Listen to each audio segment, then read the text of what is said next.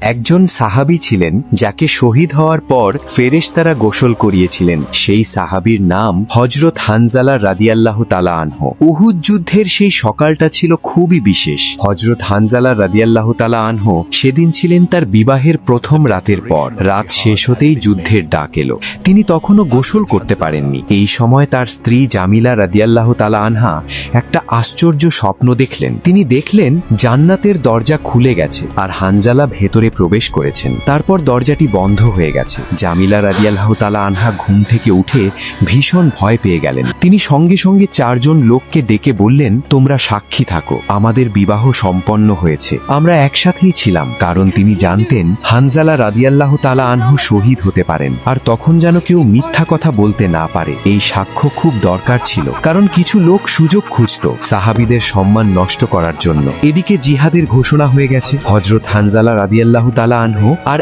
এক মুহূর্তও দেরি করলেন না। গোসল না করেই তলোয়ার হাতে যুদ্ধের ময়দানে দৌড়ে গেলেন। উহুদ যুদ্ধে তিনি সাহসের সাথে লড়লেন এবং অবশেষে তিনি শহীদ হলেন। যুদ্ধ শেষ হওয়ার পর সাহাবীরা তার দেহ খুঁজে পেলেন। তখন তারা অবাক হয়ে দেখলেন তার মাথা ভেজা, পানি ঝরছে। তখন হযরত মুহাম্মদ সাল্লাল্লাহু আলাইহি ওয়াসাল্লাম বললেন, আমি নিজ চোখে দেখেছি ফেরেশতারা আকাশ আর পৃথিবীর মাঝখানে মিষ্টি বৃষ্টির পানিতে হানজালাকে গোসল করাচ্ছেন। এরপর নবীজি সাল্লাল্লাহু আলাইহি ওয়াসাল্লাম মুচকি হেসে বললেন, সে দুনিয়াতে গোসল করতে পারেনি, তাই আল্লাহ তাকে ফেরেশতাদের দিয়ে গোসল করিয়েছেন। এই কারণেই ইতিহাসে হযরত হানজালা রাদিয়াল্লাহু তাআলা আনহু পরিচিত হয়ে গেছেন গাসিলুল মালাইকা, অর্থাৎ যাকে ফেরেশতারা গোসল করিয়েছিলেন।